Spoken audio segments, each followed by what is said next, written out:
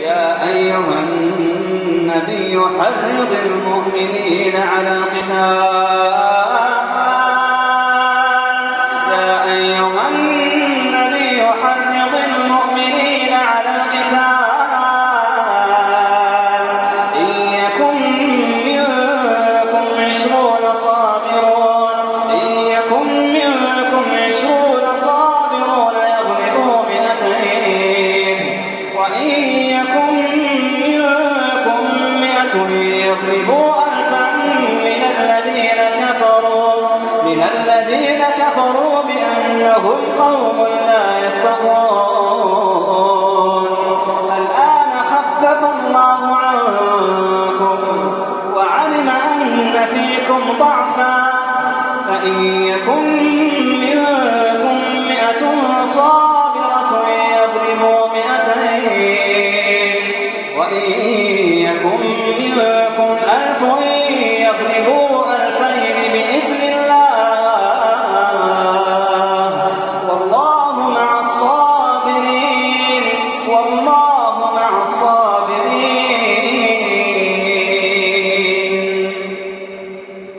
ما كان لنبي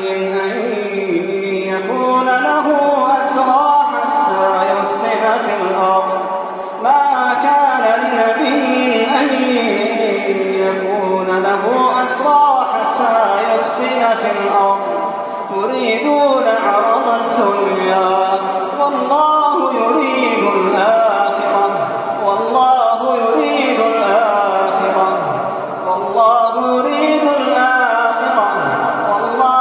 عزيز حكيم. الحمد للہ وکفا والصلاة والسلام علی عباده الذین اصطفى خصوصاً علی افضلہم وخاتم النبیین محمد الامین وعلی آلہ وصحبہ اجمعین. اما بعد فاعوذ باللہ من الشیطان الرجیم. بسم اللہ الرحمن الرحیم. رب اشرح لي صدری ویسر لي امری واحلل عقدۃ من لسانی یفقہوا قولی. اللہم ربنا الہمنا رشدنا واعذنا من شرور انفسنا. اللہم ارنا الحق حقا وارزقنا اتباعہ وارنا الباطل باطلا وارزقنا اجتنابہ. اللہم وفقنا لما تحب وترضى. اللہم وفقنا ان نجاہد فی سبیلک باموالنا وانفسنا. اللہم وفقنا ان نقیم نظام الخلافت علی منہاج النبوۃ فی پاکستان اولا وفی کل العالم آخرا. آمین یا رب العالمین. جیسا کہ میں نے عرض کیا تھا، ہم تقریباً 28 پارے قرآن مجید کے پڑھ چکے ہیں،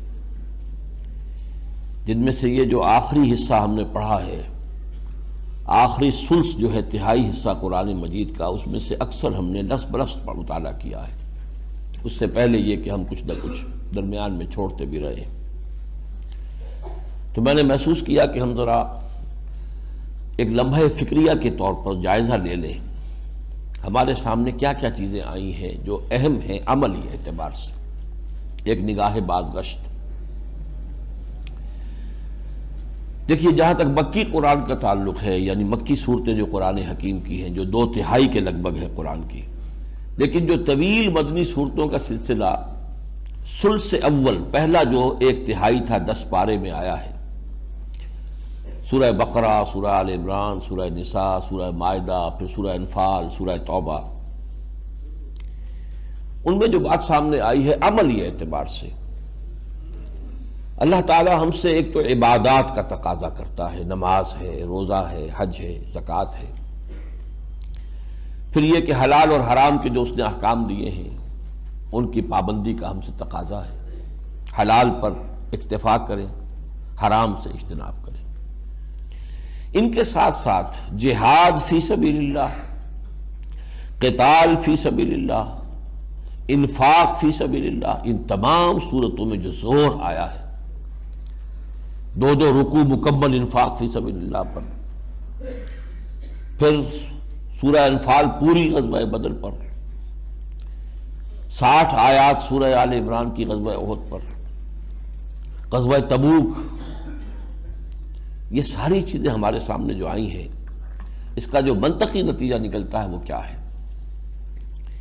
اگر تو ان تین چیزوں کا، جہاد فی سبیل اللہ، قتال فی سبیل اللہ، انفاق فی سبیل اللہ، اس کا حق ادا کرو گے تو فوز و فلاح ہے اور رشد اور نجاح ہے، کامیابی ہے، روح و ریحان و جنت نعیم۔ اگر نہیں کرتے ہو، اعراض کرتے ہو، پہلوتے ہی کرتے ہو، بچتے ہو، تو یہ اصل میں مرض نفاق کا نقطہ آغاز ہے۔ منافقین کو عبادات سے کوئی اعتراض نہیں تھا، حلال و حرام کے احکام سے بھی کوئی اعتراض نہیں تھا، سارا معاملہ آتا تھا جہاد اور قتال اور ہجرت اور انفاق، یہ چیزیں جو کٹھن گزرتی تھی، پسپائی وہاں سے ہوتی تھی، پیچھے ہٹنا وہاں سے ہوتا تھا۔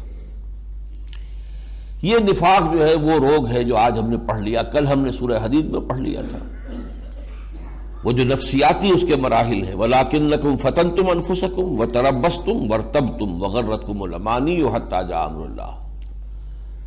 آج آ گیا پہلے جھوٹ، پھر جھوٹی قسمیں، پھر عداوت، مومنین صادقین سے ایک دل کے اندر دشمنی پیدا ہو جانا۔ اور اس کی منزل کیا ہے؟ سورہ نساء میں ہم پڑھ چکے ہیں، ان المنافقین فی الدرک الاسفل من النار۔ آج ہم نے پڑھا ہے سواء علیہم استغفرت لہم ام لم تستغفر لہم لن یغفر اللہ لہم۔ سورہ توبہ میں ہم پڑھ چکے ہیں، استغفر لہم او لا تستغفر لہم ان تستغفر لہم 70 مرۃ لن یغفر اللہ لہم۔ یہ ہے خلاصہ اس چیز کا کہ جہاد فی سبیل اللہ، قتال فی سبیل اللہ، انفاق فی سبیل اللہ کا اگر آپ لبیک کہیں، آگے بڑھیں، دامے دن میں سخنے، جان اور مال خرچ کریں، لگائیں، روح و ریحان و جنت نعیم، نہیں تو پھر یہ راستہ ہے نفاق کا، پہلی منزل، دوسری سٹیج، تیسری سٹیج، اور یہ آخری اس کا انجام۔ اس میں چند چیزیں اور بھی ان طویل مدنی صورتوں کے جو مضامین تھے ان میں سے بعض چیزیں یاد دلانا چاہتا ہوں۔ 4 چیزیں آئی ہیں بڑی ہی ایک اہتمام کے ساتھ۔ سورہ آل عمران میں فرمایا اللہ قائمم بالقسط ہے، عدل اور انصاف کو قائم کرنا یہ اس کے پیش نظر ہے، وہ چاہتا ہے، محبوب ہے، مقصود ہے، لیکن وہ چاہے تو آنے واحد میں خود کر دے، لیکن اس نے یہ اپنے اہل ایمان بندوں کی آزمائش کے لیے طریقہ رکھا ہے کہ وہ کھڑے ہوں، وہ جانیں اور مال لگائیں اور جد و جہد کریں اور عدل کو قائم کریں۔ یا ایھا الذین آمنوا کونوا قوامین بالقسط شہداء للہ، سورہ نساء میں، اور یا ایھا الذین آمنوا کونوا قوامین للہ شہداء بالقسط، سورہ مائدہ میں۔ اسی طرح البقرہ اور آل عمران میں یہ بات بتائی گئی 2 مرتبہ، اس جد و جہد میں عدل و قسط کے نظام کو قائم کرنے کے لیے جہاد کرتے ہوئے اگر تم اپنی جانیں دے دو گے تو یہ موت نہیں ہے، وَلَا تَقُولُوا لِمَنْ يُقْتَلُ فِي سَبِيلِ اللَّهِ أَمْوَاتٌ، یہ تو حیات جاودہ ہے۔ وَلَا تَحْسَبَنَّ الَّذِينَ قُتِلُوا فِي سَبِيلِ اللَّهِ أَمْوَاتًا، سورہ بقرہ، سورہ آل عمران۔ سورہ توبہ میں آیا کہ اللہ سے تمہاری بیع ہو چکی ہے اگر تم واقعتاً مومن ہو، ان اللہ اشتری من المؤمنین انفسهم واموالهم بان لهم الجنہ یقاتلون فی سبیل اللہ فیقتلون ویقتلون وعدا علیہ حقا فی التوراۃ والانجیل والقرآن ومن اوفی بعہدہ من اللہ فاستبشروا ببیعکم الذی بایعتم بہ، خوشیاں مناؤ کہ تم نے بہت عمدہ سودا کیا ہے، بہت اعلیٰ بیع کی ہے۔ پھر سورہ توبہ میں کان کھول دیے گئے، قل ان کان آباؤکم وابناؤکم واخوانکم وازواجکم وعشیرتکم واموال اقترفتموها وتجارۃ تخشون کسادها ومساکن ترضونها احب الیکم من اللہ ورسولہ وجہاد فی سبیلہ فتربصوا حتی یاتی اللہ بامرہ واللہ لا یہدی القوم الفاسقین۔ اے نبی کہہ دیجئے ان سے کہ اگر تمہیں تمہارے باپ، تمہارے بھائی، تمہارے بیٹے، تمہارے رشتہ دار، تمہاری بیویاں یا بیویوں کے شوہر اور تمہارے بال جو تم نے جمع کیے ہیں اور تمہارے کاروبار جن کا تمہیں مندے کا خطرہ رہتا ہے، اندیشہ رہتا ہے، اور تمہاری وہ بلڈنگیں، حویلیاں جو تمہیں بہت پسند ہیں، اگر ان 8 چیزوں کی محبت تمہارے دل میں زیادہ ہے، اللہ کی محبت سے، اس کے رسول کی محبت سے اور اس کی راہ میں جہاد کی محبت سے، فتربصوا، تو جاؤ بیٹھو، انتظار کرو، حتی یاتی اللہ بامرہ، یہاں تک کہ اللہ اپنا فیصلہ سنا دے۔ واللہ لا یہدی القوم الفاسقین، اللہ ایسے فاسقوں کو ہدایت نہیں دیتا۔ اور اسی کے ساتھ وہ آیت سمجھ لو، ہم نے اپنے نبی کو بھیجا اس لیے ہے، دونوں آیتیں وہاں آئیں، یریدون ان یطفئوا نور اللہ بافواہہم، یہ کشاکش جاری ہے اور جاری رہے گی، یہ یہودی تلے ہوئے ہیں اور ہمیشہ تلے رہیں گے کہ اللہ کے نور کو اپنے منہ کی پھونکوں سے بجھا دیں۔ وَيَأْبَى اللَّهُ إِلَّا أَن يُتِمَّ نُورَهُ، اللہ کو ہرگز منظور نہیں ہے مگر یہ کہ اپنا نور کا اتمام فرمائے۔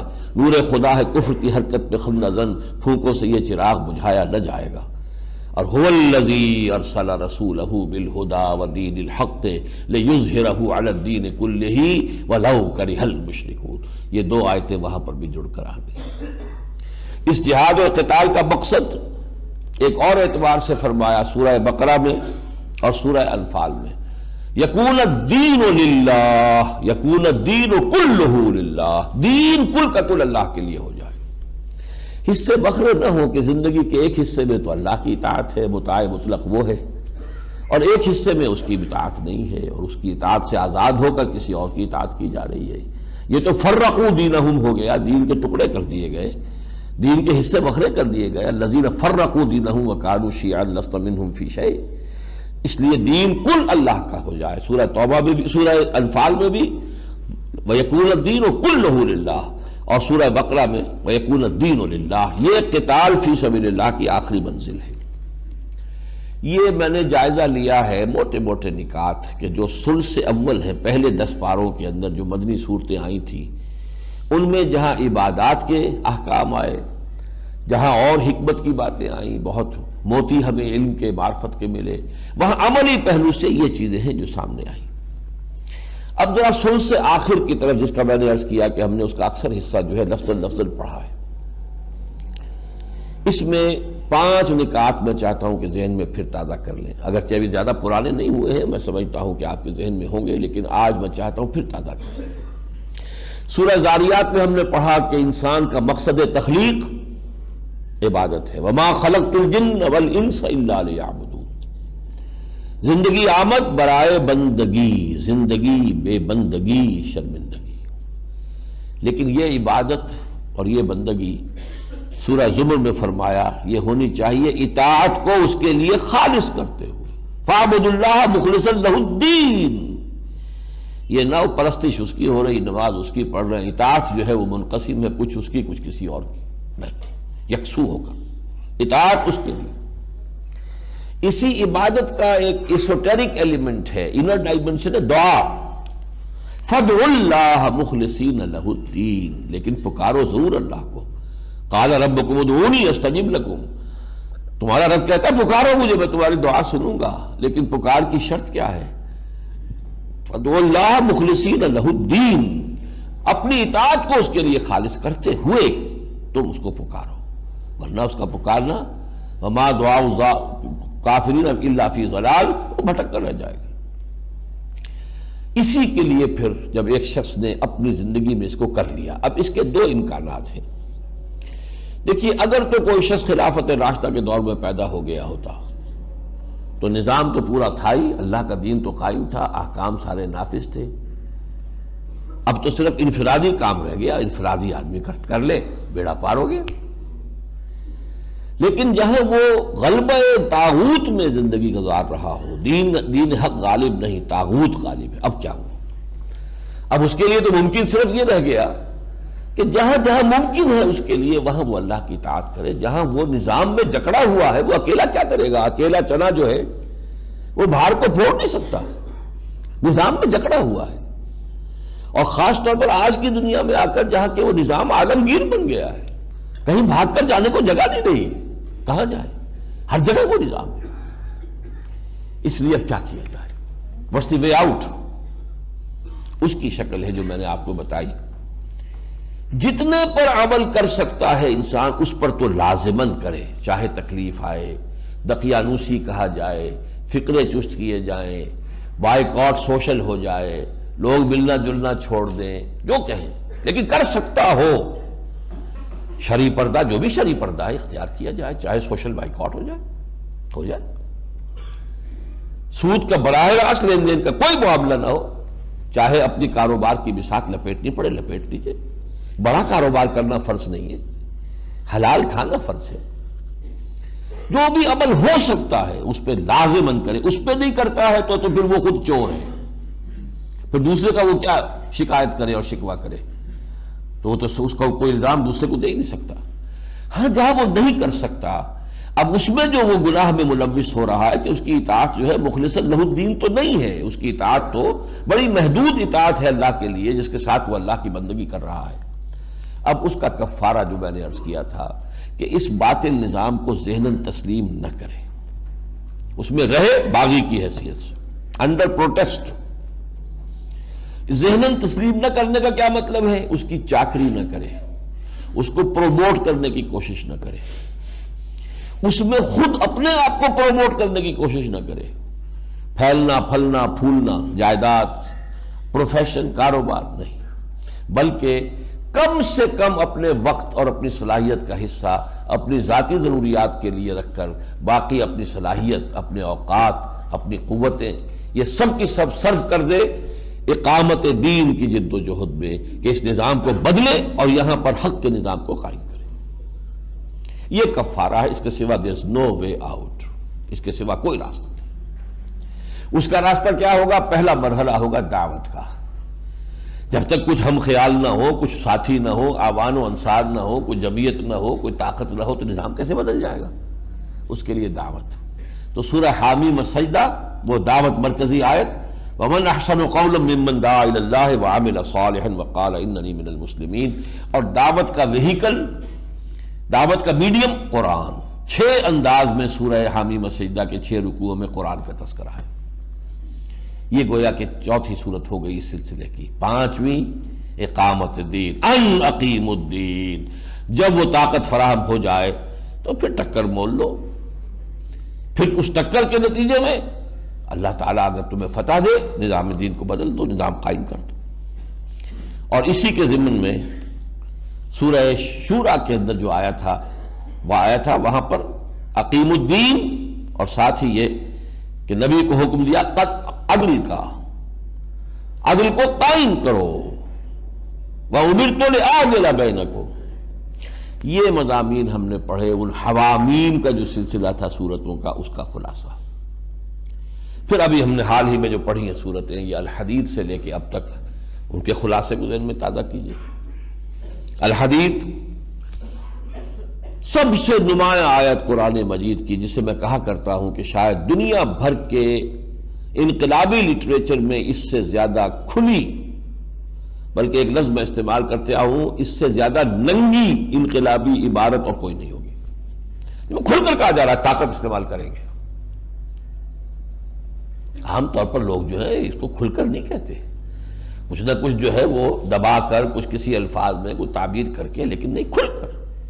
لَقَدْ أَرْسَلْنَا رُسُلَنَا بِالْبَيِّنَاتِ وَأَنزَلْنَا مَعَهُمُ الْكِتَابَ وَالْمِيزَانَ لِيَقُومَ النَّاسُ بِالْقِسْطِ وَأَنزَلْنَا الْحَدِيدَ فِيهِ بَأْسٌ شَدِيدٌ وَمَنَافِعُ لِلنَّاسِ وَلِيَعْلَمَ اللَّهُ مَن يَنصُرُهُ وَرُسُلَهُ بِالْغَيْبِ إِنَّ اللَّهَ قَوِيٌّ عَزِيزٌ۔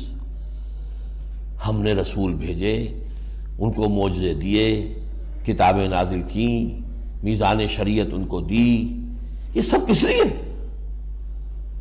Was all this an exercise in futility؟ کوئی ہابی تھی اللہ کی؟ کس لیے؟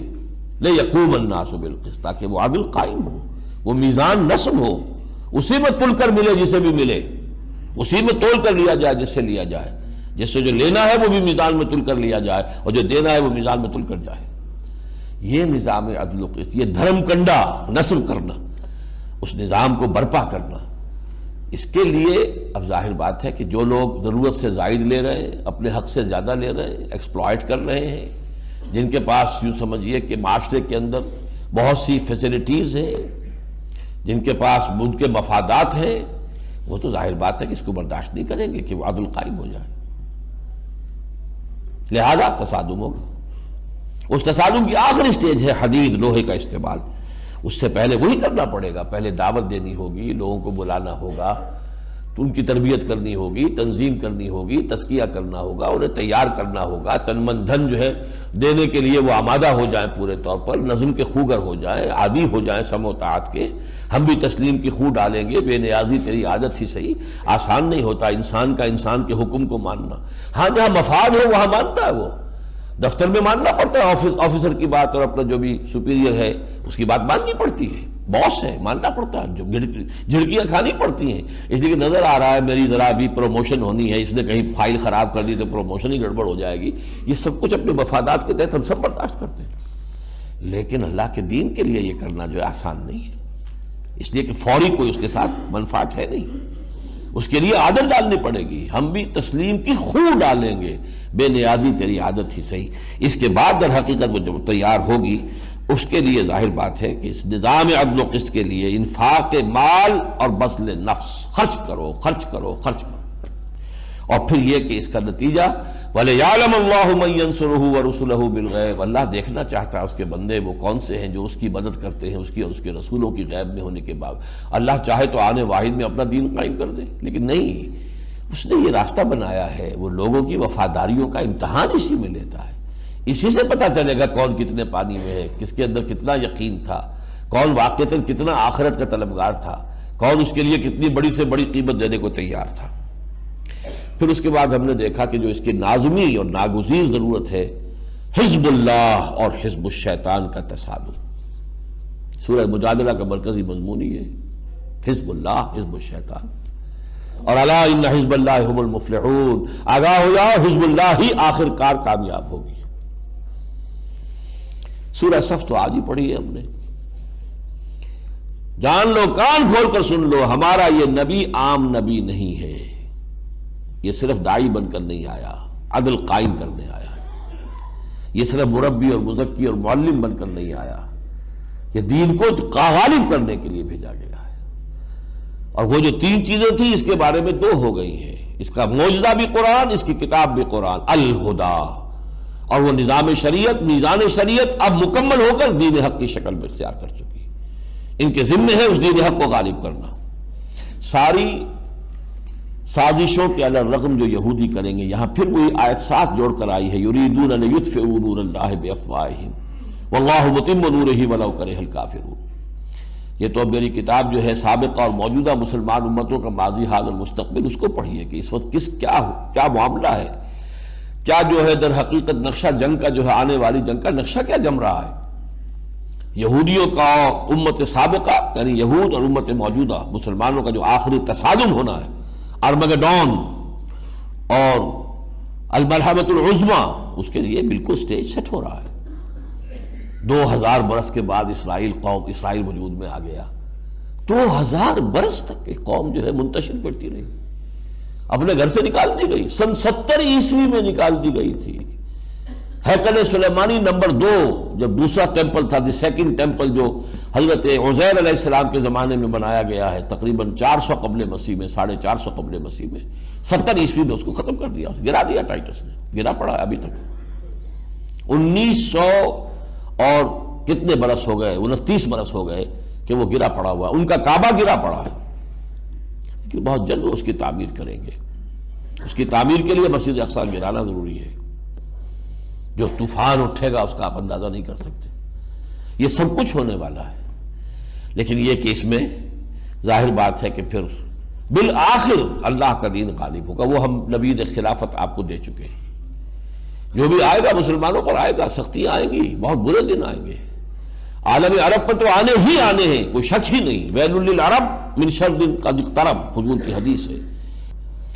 بہرحال نبی کا مقصد بعثت غلبہ دین ہے، اس کے لیے جان مال لگانا ہے، اہل ایمان کو لگائیں گے تو عذاب سے چھٹکارا ملیں گے۔ هل ادلکم علی تجارۃ تنجیکم من عذاب علیم، نمبر 1۔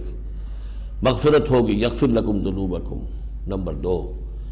تمہیں جنت کے باغات میں داخل کیا جائے گا، ومساکن طیبۃ فی جنات عدن، نمبر 4۔ اللہ تعالیٰ کی نصرت بھی آئے گی، فتح بھی ہوگی آزمائشوں کے بعد۔ نمبر 5، تمہارا اتنا اونچا روحانی مقام ہوگا، اللہ تمہیں اپنا مددگار قرار دے گا، اور نہیں کرتے ہو تو عذاب علیم سے چھٹکارا پانا بھی ایک موہوم خیال ہے، وہم نہیں ہوگا۔ گویا کہ تم سابقہ امت کی صف میں جا کھڑے ہو، گویا کہ تمہارے قول و عمل کا تضاد ہے جو اللہ کے غضب کو بھڑکانے والا ہے، اور یہ کہ تم بھی جمادات اور نباتات کی صف میں آ کر صرف زبانی کلامی تسبیح کرنے والے ہو۔ سورہ جمعہ سامنے آ گئی، ابھی ہم نے پڑھی ہے، مردان کال کو تلاش کرو اس قرآن کے ذریعے سے۔ دیکھیے، میں اپنے مطالعہ قرآن اور فہم قرآن اور تدبر قرآن اس سب کا خلاصہ آپ کو بتا رہا ہوں۔ اگر دین حق مغلوب ہو اور باطل اور طاغوت غالب ہو، اولین فرض عین اس طاغوت کو ختم کر کے اس کے غلبے کو توڑ کر اللہ کے دین کو غالب کرنے کی جد و جہد کرنا، اصل اور پہلا اور فرض عین۔ نماز سے بھی پہلے یہ فرض ہے۔ نماز کی صداقت اس پر ہوگی، اگر یہ کر رہے ہیں تو نماز صحیح ہے، یہ نہیں کر رہے تو نماز جھوٹی ہے۔ باطل کو آپ نے گوارا کر رکھا ہے، ریکنسائل کر رکھا ہے، اور نماز پڑھ رہے ہیں ایاک نعبد و ایاک نستعین، جھوٹ بول رہے ہیں آپ۔ ہاں، باطل کو آپ نے تسلیم نہیں کیا ہے، باطل کے خلاف آپ کی جد و جہد جاری ہے، تب آپ کہیں ایاک نعبد و ایاک نستعین تو سچ بول رہے ہیں، ورنہ نماز جھوٹ بنتا ہے۔ وَنَخْلَعُ وَنَتْرُكُ مَن يَفْجُرُكَ، ہم چھوڑ دیتے ہیں جو بھی تیرے فاسق و فاجر ہوں، اور ہمارے تو کوئی فرق نہیں پڑتا، وہی دوستیاں، وہی رشتہ داریاں، فساق و فجار، حرام خوروں، ہم سب کے ساتھ جھوٹ بولتے روزانہ۔ بازی بازی بارش بابا، ہم بازی، جھوٹ اوروں سے اللہ کی جناب میں کھڑے ہو کے جھوٹ بولنا۔ تو پہلی بات سمجھ لیجیے، اس صورت میں پہلا فرض یہ ہے جس کے ہونے پر ہر فرض کے صحت کا دار و مدار ہے۔ نماز بھی اس کے لیے استعانت کے لیے ہے، وَاسْتَعِینُوا بِالصَّبْرِ وَالصَّلَاةِ، اس مقصد کے لیے استعانت نماز سے حاصل کرو، مدد حاصل کرو۔ ہاں، اس کے برعکس صورت اگر ہو، خلافت راشدہ میں ہم پیدا ہو گئے ہوتے تو نظام قائم ہے، اور اس نظام کی مزید توسیع، اسے پورا یونیورسلائز کرنا، یہ حکومت کی ذمہ داری ہے۔ ہم حکومت کے نظم کے پابند ہیں، اس صورت میں یہ فرض کفایہ ہے۔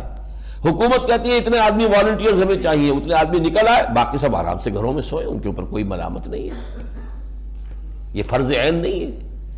ایسے جیسے نماز جنازہ فرض کفایہ ہے، کچھ لوگوں نے نماز پڑھ لی، باقی سب کی طرف سے بھی ادا ہو جائے گی، کسی نے نہیں پڑھی تو سب مجرم، سب گناہ گار ہو جائیں گے۔ اس معنی میں اگر خلافت کا نظام قائم ہو، دین غالب ہو، تو انڈیویجولز کے اوپر سے ذمہ داری ہٹ گئی، اب وہ ادارہ موجود ہے خلافت کا، حکومت اسلامی کا، وہ اس کی دیکھ بھال کرے گا۔ How to extend this domination of Allah's deen over the whole of the globe، اور اس میں جو بھی ضرورت اسے ہے، جو اسے افرادی قوت چاہیے، مالی قوت چاہیے، تعاون چاہیے، وہ لوگ پیش کر دیں، بس ٹھیک ہے۔ لیکن جب صورت یہ نہیں ہے، باطل کے غلبے میں آپ رہ رہے ہیں، تو اقامت دین کی جد و جہد اولین فرض عین ہے۔ یعنی نمبر ایک، اضافی نیکی نہ سمجھیے اس کو، فرض عین، اور فرض کفایہ نہ سمجھیے اس کو، فرض عین۔ فرض عین اور اولین جب میں نے کہا تو اس میں دو چیزوں کی نفی ہوئی، اضافی نیکی نہیں ہے اور فرض کفایہ نہیں۔ نمبر دو، اس فرض عین کی ادائیگی کے لیے شرط لازم ہے، شرط لازم، پری ریکویزٹ، التزام جماعت، کسی نہ کسی جماعت میں ہونا اس کے لیے لازم ہے۔ جیسے نماز فرض عین ہے، وضو کے بغیر نہیں پڑھی جا سکتی، تو وضو بھی فرض ہو گیا۔ اقامت دین کی جد و جہد وضو کے بغیر نہیں ہو سکتی، جماعت کے بغیر نہیں ہو سکتی، لہذا جماعت فرض ہے۔ دیکھیے، جہاں تک پہلی بات ہے، اس کے لیے تو میں نے سارا آپ کو آج پھر دوبارہ گنوا دیا، سورہ بقرہ سے سورہ توبہ تک، اور پھر وہ سورہ شورى سے، یہ ساری چیزیں گنوا دی آپ کے سامنے۔ جہاں تک التزام جماعت کا تعلق ہے، اس پر میں قرآن مجید سے کوئی نص صریح پیش نہیں کر سکتا، I admit it۔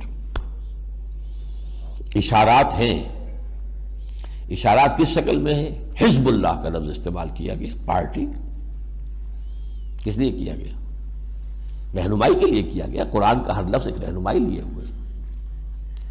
یا محمد الرسول اللہ والذین معہ، ایک جماعتی زندگی کا نقشہ آ گیا. یا سورہ صف میں ہم نے آج ہی پڑھا من انصاری اللہ، کون ہے میرا مددگار، مل کر یہ ایک جماعتی شکل بن گئی. لیکن یہ اشارات ہیں، نص قطعی جس کو کہتے قرآن سے نہیں ہے میرے پاس، میں تسلیم کر رہا ہوں. البتہ احادیث میں نصوص قطعیہ ہے بہت سخت. علیکم بالجماعت، تم پر لازم ہے جماعت کی شکل میں ہونا. اور جو ایک اثر ہے حضرت عمر فاروق رضی اللہ تعالی عنہ کا، لا اسلام الا بالجماعہ، جماعت کے بغیر کوئی اسلام ہے ہی نہیں. اور اس کو نوٹ کر لیے، جماعت کی دو ہی شکلیں ہیں، یا ہمارا جماعتی نظام ایک ریاست کی شکل اختیار کر چکا ہے، تو جو امیر المومنین ہے وہی ہمارا امیر ہے، یہی ہماری جماعت ہے. نہیں ہے تو کوئی نہ کوئی جماعت ہوگی جو اس کو قائم کرنے کی جد و جہد کرے، اس کا امیر ہے اور اس کے ساتھی. اسلام کی کوئی تیسری شکل ہے ہی نہیں. یا تو خلافت ہے، حکومت ہے، یا نہیں ہے، دو ہی شکلیں ہیں. اگر ہے تو وہ جماعت ہے، حکومتی ریاستی ڈھانچہ جو ہے وہ جماعت بن گیا اب. اور اگر وہ نہیں ہے تو اس کو قائم کرنے کی جد و جہد کے لیے جماعت، اس کا نظام ہو جائے گا. اس میں سب سے اہم جو حدیث ہے حضرت حارث اشعری سے رضی اللہ تعالی عنہ، مسند احمد ابن حنبل جامع ترمذی کی روایت. حضور فرماتے انی آمرکم بخمس، مسلمانوں میں تمہیں 5 باتوں کا حکم دے کر جا رہا ہوں. اللہ امرنی بہن، اور یہ میں اپنی طرف سے نہیں کر رہا ہوں، اللہ نے مجھے حکم دیا ہے ان کا. بالجماعت والسمع والطاعت والہجرت والجہاد فی سبیل اللہ. جماعت کی شکل، اور جماعت بھی سمع و طاعت والی، لسن اینڈ اوبے، سنو اور اطاعت کرو، منظم. اور نمبر 4 اور 5 ہجرت اور جہاد. تو جہاں تک کہ احادیث کا تعلق ہے اس میں تو بڑی شدید جو ہے مضبوط نصوص قطعیہ موجود ہیں جماعتی زندگی کے لیے.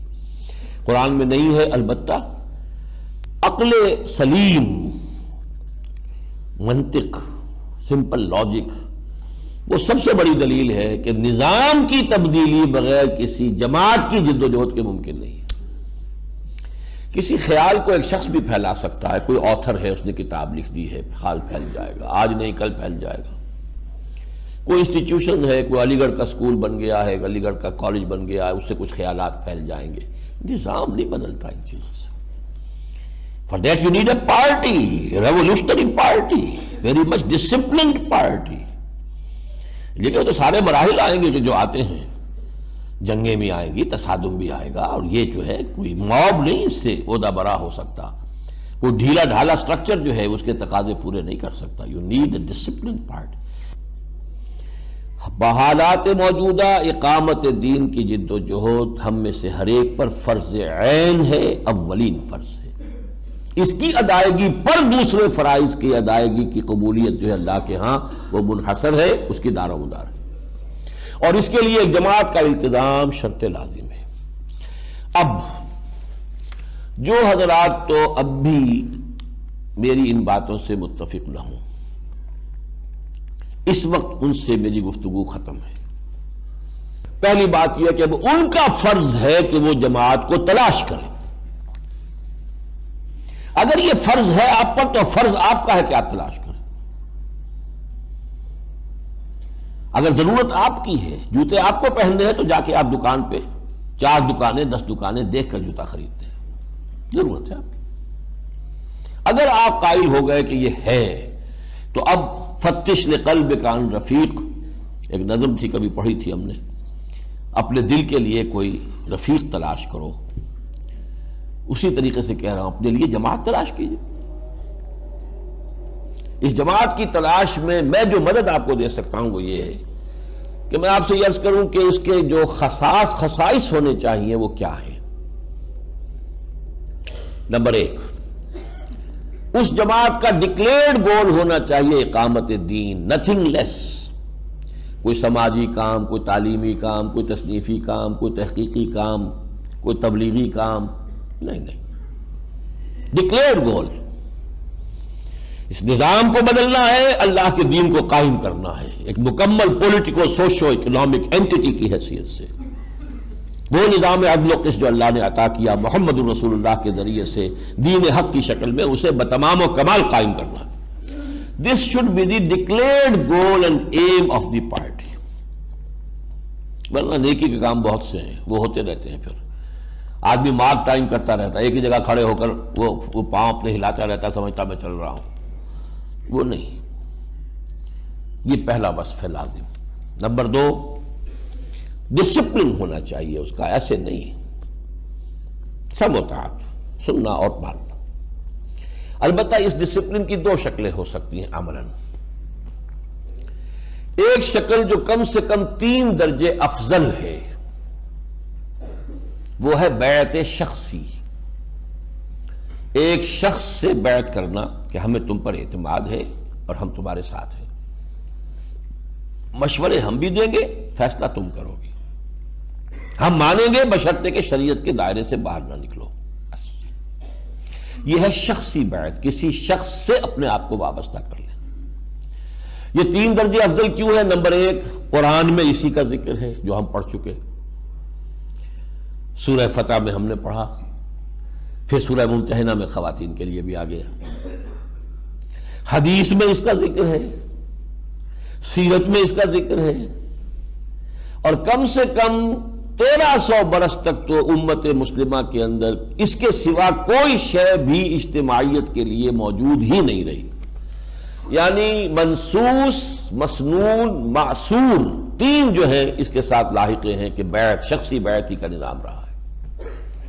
حضور نے بیعت لی، خلفاء نے لی، اگر وہ خلافت بگڑ رہی تھی اور حضرت حسین اس کو ٹھیک کرنے کے لیے میدان میں آئے تو بیعت لی۔ یہ دوسری بات ہے کہ وہ کوفی جو ہے اپنی بیعت توڑ گئے بعد میں، لیکن جو بھی کوشش ہوئی بیعت پر ہوئی، حکومت بنی تو بیعت پر بنی، یہاں تک کہ تزکیہ نفس کا ایک علیحدہ نظام بنا تو بیعت پر بنا۔ پیری مریدی کی بیعت بلکہ ہوتے ہوتے بیعت رہ گئی صرف وہ، باقی تو بیعتیں ذہن سے نکل گئی، بیعت جہاد تو رہی نہیں۔ پچھلی صدی میں جتنے جہاد ہوئے کلونیلزم کے خلاف، یہاں سید احمد بریلوی رحمۃ اللہ علیہ نے جہاد کیا سکھوں کے خلاف، اور پھر انگریزوں کے خلاف کرنے کا پروگرام تھا اصل میں۔ وہ تو ادھر سے ہنٹرلینڈ سے آنا چاہتے تھے کہ عالم اسلام کے ساتھ سرحد سے آگے بڑھے تو پہلے سکھوں کو صاف کرے، پھر انگریزوں کے ساتھ جو ہے نبرد آزمائی ہوگی۔ بیعت لی، بیعت کے اوپر جماعت بنائی۔ سوڈان میں بھی سوڈانی نے انگریزوں کے خلاف جہاد کیا بیعت کی بنیاد پر۔ اٹلی میں جہاد کیا سنوسی نے اطالویوں کے خلاف، لیبیا میں بیعت کی بنیاد، چچنیا میں امام شامل نے جہاد کیا، 30 برس تک روس کی فوجوں کو جو ہے زار کی فوجوں کو انہوں نے پریشان کیے رکھا، بیعت کی بنیاد۔ تو یہ ہے مسنون، منصوص، معصور۔ البتہ اگر کوئی دستور ہے، جیسے جماعت اسلامی ہے، اس کا ایک دستور ہے، دستور کی اطاعت کرنی پڑتی ہے، جو شخص بھی شامل ہوتا ہے وہ دستور کا حلف لیتا ہے، یہ بھی میرے نزدیک جائز ہے، مباح ہے، حرام نہیں ہے، لیکن افضل 3 درجے جو ہے وہ شخصی بیعت ہے۔ بہرحال یہ دوسری بات ہوئی۔ نمبر 1 کہ ڈکلیئرڈ گول ہونا چاہیے اقامت دین، کوئی چھوٹا موٹا نیکی کا کام نہیں۔ نمبر 2 ڈسپلن ہونا چاہیے، بیعت کا سا ڈسپلن تو ہو، چاہے وہ شخصی بیعت ہو چاہے دستوری بیعت ہو۔ نمبر 3 ان سے ڈیمانڈ کی جانی چاہیے کہ آپ کا طریقہ کار کیا ہے، how do you want to proceed and how do you derive it from the share of the profit. آپ نے کیسے اس کو، حضور کا اسوہ ہے ہمارے لیے، اس سے کیسے آپ نے اس کا اخذ کیا ہے، استنباط کیا ہے، استدلال کیا ہے، ڈیرائیو کیسے کیا ہے، ڈیڈیوس کیسے کیا، بتائیے، ثابت کیجیے۔ اور اگر کہیں پر آپ سمجھتے ہیں کہ حالات کی کوئی تبدیلی اتنی بنیادی ہے کہ اجتہاد کی ضرورت ہے تو وہ معین بات بتائیے، کہاں تبدیلی ہوئی ہے، کیا معین اس میں اجتہاد آپ کرنا چاہتے ہیں۔ یہ ہے نمبر 3۔ اس لیے کہ نبی جو ہوتے تھے ان کے تو ہاتھ میں ہاتھ دے کر آدمی مطمئن ہوتا تھا، وہ جدھر موڑ دے مڑ جاؤ، شمال میں رخ کر دے نماز پڑھنے کے لیے شمال میں رخ کر کے نماز پڑھو، جنوب میں کر دے جنوب میں پڑھو، ذل مع الحق ہے سدار، نبی تو الحق ہے، اپنی ذات میں سچ ہے، مکمل حق ہے، لہذا اس کے ساتھ اٹیچ ہو گئے، جدھر وہ جا رہا ادھر چلے جاؤ، اس سے پوچھنے کی ضرورت نہیں ہے آپ کہاں سے جائیں گے، کس راستے سے جائیں گے، کس وادی میں سے گزریں گے، نہیں۔ لیکن اب کوئی نبی تو نہیں ہے، جو شخص چاہتا ہے میں اس کام میں آگے بڑھنا چاہتا ہوں، میں کرنا چاہتا ہوں، آؤ میرا ساتھ دو، تو he has to define the methodology اور how he derives it from the seerah of the prophet، کہاں سے نکالا اس نے، کیسے نکالا، یہ تیسرا کام۔ چوتھا یہ کہ اس تنظیم اور جماعت کی قیادت کے قریب ہو کر دیکھیے کہ یہ بہروپیت تو نہیں ہے، کردار میں، قول و عمل میں کوئی بہت بڑا فرق تو نہیں ہے، کوئی بڑی خلیج تو حائل نہیں ہے، یہ بھی چوتھی چیز ہے لازم۔ عام لوگ جو ہے ان میں بھی ہوگا، لیکن یہ کہ ان میں ہر طرح کے لوگ ہوں گے، جیسے حضور کی بھی تو جماعت ہی شمار ہوتی تھی، ان میں منافقین بھی تھے، لیکن یہ کہ وہ تو جماعت تھی حضور کی، مسلمان ہی سمجھے جاتے تھے۔ قیادت جو ہے، جو بھی اصل قائد ہے جس سے بیعت کر رہے ہیں، اور یا یہ کہ اس کے جو قریب ترین ساتھی، ان کو ضرور دیکھ لیا جائے۔ یہ چار کام ہیں کہ جن کو سامنے رکھ کر اب جس شخص کا مجھ سے اتفاق ہو گیا ہو کہ یہ دو فرض عین ہے اور اس کے لیے التزام جماعت واقعی ضروری ہے، جیسے وضو نماز کے لیے، تو اب یہ کام اس کا ہے کہ وہ تلاش کر، اور جو بھی منیمم شرائط کے اوپر اسے سمجھ میں آئے کہ ایکسیپٹیبل ہے اس میں شریک ہو جائے۔ مزید کے لیے دیکھتا رہے، ہو سکتا ہے اس سے بہتر کوئی ہو جس کی طرف پہلے نگاہ نہیں گئی تھی، اگر بہتر سامنے آ جائے اس کو چھوڑے، اس میں شامل ہو جائے، اس لیے کہ یہ نبی کی جماعت نہیں ہے کہ جس کے ہاتھ ایک دفعہ ساتھ ہو کر پھر اس سے نکلنا کفر میں جانا ہو جائے، نہیں ہے جستجو کہ خوب سے خوب تر کہاں۔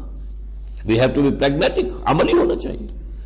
آج کی تاریخ میں مجھے یہ جماعت نظر آ رہی ہے، میں جوائن کرتا ہوں، لیکن یہ کہ اگر اس کے بعد مجھے محسوس ہوتا ہے کہ اس سے بہتر جماعت ہے موجود، تو میں اسے چھوڑوں گا اور دوسری کو اختیار کروں گا۔ اور جب تک انسان اس جد و جہد میں ہے، اگر سنجیدگی سے کر رہا ہے، ایسے ہی نہیں بس کہ ہاں جی میں تلاش ہی کر رہا ہوں اور کوئی وقت اس میں لگا ہی نہیں رہا، کوئی بھاگ دوڑ اس کی ہے ہی نہیں، یہ نہیں، سنجیدگی سے اگر اور واقعتاً اس کی تلاش میں آدمی ہے، تو جب تک اسے ایسی جماعت نہیں ملتی وہ ایک درجے میں جماعتی زندگی ہی گزار رہا ہے۔ اور یہاں میں تشبیہ دوں گا کہ وضو تو نہیں ہوا، تیمم اس کا ہے۔ تیمم کے معنی ارادے کے ہیں، فتیمموا، پانی نہ پاؤ تو فتیمموا صعیدا طیبا، تو قصد کرو، ارادہ کرو پاک مٹی کا۔ تو جو شخص اس قصد میں ہے وہ بھی در حقیقت تیمم کے درجے میں کم سے کم جو ہے وہ تقاضا پورا کر رہا ہے، لیکن پرووائڈڈ ہی سیریس، پوری طریقے سے سنجیدگی سے وقت لگا کر وہ اس کام کو فیصلہ کن معاملہ اپنے لیے سمجھ کر، زندگی اور موت کا معاملہ سمجھ کر اس کے لیے وقت لگا رہا ہے۔ اچھا، اب میں صرف جہاں تک تنظیم اسلامی کا تعلق ہے، جو اس کا طریقہ کار ہے وہ میں چاہتا ہوں، یہ جو آپ کو 4 ورقہ دیا گیا ہے اس میں سے 2 ورقوں کے حوالے سے اس کو پڑھ لیں میرے ساتھ مل کر۔ ہمارا طریقہ کار یہ ہے، ویسے اس میں وہ جو خلافت کے سلسلے پہ ہمارے بنیادی خیالات ہیں، سماجی سطح پر کیا تبدیلیاں آئیں گی، معاشی سطح پر کیا آئیں گی، سیاسی سطح پر کیا آئیں گی، لیکن یہ کہ جو 5واں صفحہ ہے، اسلامی انقلاب یعنی قیام نظام خلافت کے لیے تنظیم اسلامی کے پیش نظر طریقہ کار یہ ہے کہ جو لوگ اللہ کی رضا اور آخرت کی فلاح کے حصول کے لیے سر دھڑ کی بازی لگانے کو تیار ہوں، جن کا مقصود یہ بن گیا ہو، نصب العین یہ بن گیا ہو، جو اللہ کی رضا اور آخرت کی فلاح کے حصول کے لیے سر دھڑ کی بازی لگانے کو تیار ہوں، وہ نمبر 1 سب سے پہلے خود پوری طرح مسلمان اور حقیقی معنی میں اللہ تعالیٰ کے بندے بنے اور اپنی ذات اور اپنے دائرہ اختیار میں شریعت اسلامی نافذ کریں، اور اس کے لیے اپنے نفس کے خلاف بھی جہاد کریں، بگڑے ہوئے ماحول سے بھی مردانہ وار کشمکش کریں، اور دوسروں کو بھی مقدور بھر اس کی دعوت دیں، پہلا کام۔ دوسرا، باہم دینی اخوت اور ایمانی رشتوں میں بندھ کر آپس میں نہایت رحیم و شفیق اور دین کے باغیوں اور مخالفوں کے خلاف سیسا پلائی ہوئی دیوار بن جائے۔ نمبر 3، کسی ایسے شخص کے ہاتھ پر ہجرت و جہاد اور سم و طاعت فی المعروف کی بیعت کر کے ایک جماعتی نظام میں منسلک ہو جائیں جس کی رائے کی پختگی اور خلوص و اخلاص پر انہیں پورا اعتماد ہو۔ یہ پہلا مرحلہ جو ہے 3 سٹیپس کے اوپر مشتمل تھا۔ اب وہ فرد ایک اجتماعیت کا یونٹ بن گیا ہے، اس میں شریک ہے، اور اس طرح جو اجتماعی قوت وجود میں آئے وہ کیا کرے، اس کے بھی 2 مرحلے ہیں۔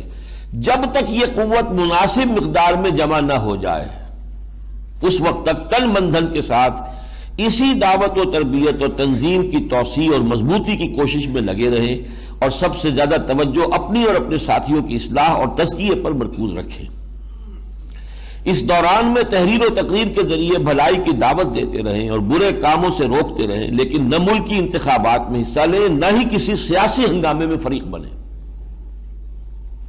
سیاسی ہنگامے میں فریق بن گئے تو جس کے آپ خلاف ہیں وہ اس کے کان آپ کی دعوت کے لیے بند ہو جائیں گے، اور الیکشن سے یہ کام نہیں ہو سکتا۔ اب میں اس میں تفصیل میں نہیں جا سکتا، لیکن اب تو یہ میں سمجھتا ہوں کہ کنسنسس ہو گیا ہے، ہرچہ دانا کنت ناداں لیک بعد از خرابی بسیار۔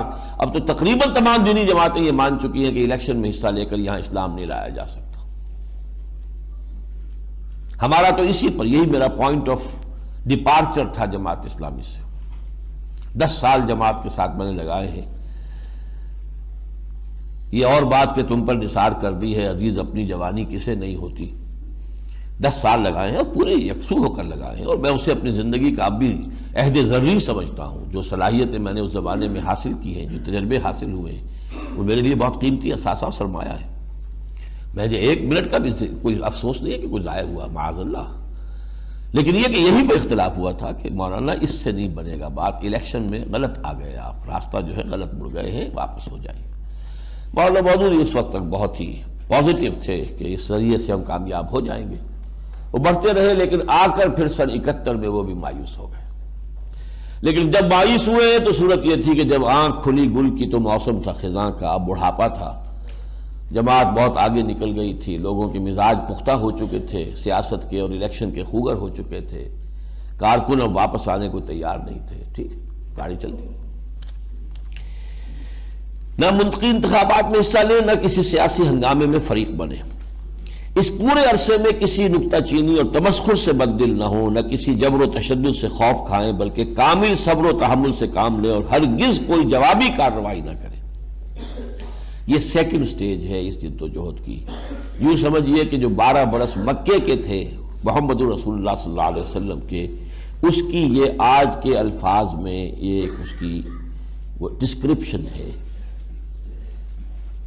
لیکن جب مناسب قوت فراہم ہو جائے تو اب یہ ہے اقدام کا مرحلہ، جب معلوم ہو، جو میرا اندازہ آپ کو بتایا ہوا ہے کہ کم سے کم 2 لاکھ افراد اس 6 سٹیپس میں سے گزر کر آ چکے ہوں، 200,000 پیپل۔ یہ کوئی چھوٹا سا جزیرہ نہیں ہے، کوئی گاؤں نہیں ہے، ملک ہے 14 کروڑ کا، sizeable number of people, workers. جب مناسب قوت فراہم ہو جائے تو نمبر 1، اسلام نے جن برائیوں کی نشاندہی کی ہے ان کا قلع کما کرنے کے لیے کمر کس لیں، نہیں علی المنکر بالید، اب یہ ہم نہیں ہونے دیں گے۔ گھیراؤ کریں، پکٹنگ کریں، بینکوں کا پکٹنگ کریں، جاگیروں کی جا کر جو ہے وہ پکٹنگ کریں، نہیں چلنے دیں گے۔ یہ حرام خوری کے، حرام کاری کے اڈے نہیں چلنے دیں گے۔ حرام کاری کا سب سے بڑا اڈا بینک ہے، حرام کاری کا، خوری نہیں کہہ رہا، حرام کاری کہہ رہا ہوں۔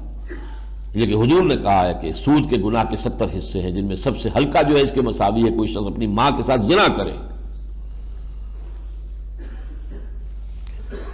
پکٹنگ کریں گے، نہیں چلنے دیں گے۔ مارو ہم پر گولیاں چلاؤ، مارو۔ شہادت ہے مطلوب و مقصود مومن، نہ مال غنیمت نہ کشور کشائی۔ اس کے لیے جلسوں، جلوسوں، مظاہروں، ناکہ بندیوں کی شکل میں اپنی طاقت کے مظاہرے کے لیے تمام جدید ذرائع استعمال کریں، اس شرط کے ساتھ کہ یہ سب کچھ پرامن ہو اور اس میں ان کی جانب سے کوئی تشدد نہ ہو، جانیں دینے کو تیار ہو، کسی کی جان لے نہیں، کسی کی پراپرٹی کو نقصان نہ پہنچائیں، کوئی بس نہ جلائیں، کوئی اسٹریٹ لائٹس نہ توڑیں، کوئی اور سائن بورڈ نہ توڑیں، اسٹریٹ اپنے مقصد کی طرف۔ ہاں، اپنی جانیں دینے کو تیار رہیں، اور اگر ان پر تشدد کیا جائے تو کمال صبر و استقلال کا مظاہرہ کریں، حتیٰ کہ اس راہ میں جان دے دینے کو سب سے بڑی کامیابی سمجھیں۔ شہادت ہے مطلوب و مقصود مومن، نہ مال غنیمت نہ کشور کشائی۔ اس پہم کا شاکش اور جہاد فی سبیل اللہ میں یا حق کا بول بالا ہو جائے یا شہادت کی موت نصیب ہو جائے۔ وَهُوَ الْمَطْلُوب، وہ ہے ہمارا مطلوب و مقصود۔ شہادت ہے مطلوب و مقصود مومن، نہ مال غنیمت نہ کشور کشائی۔ اقول قولی ھذا واستغفر اللہ لی ولکم ولسائر المسلمین والمسلمات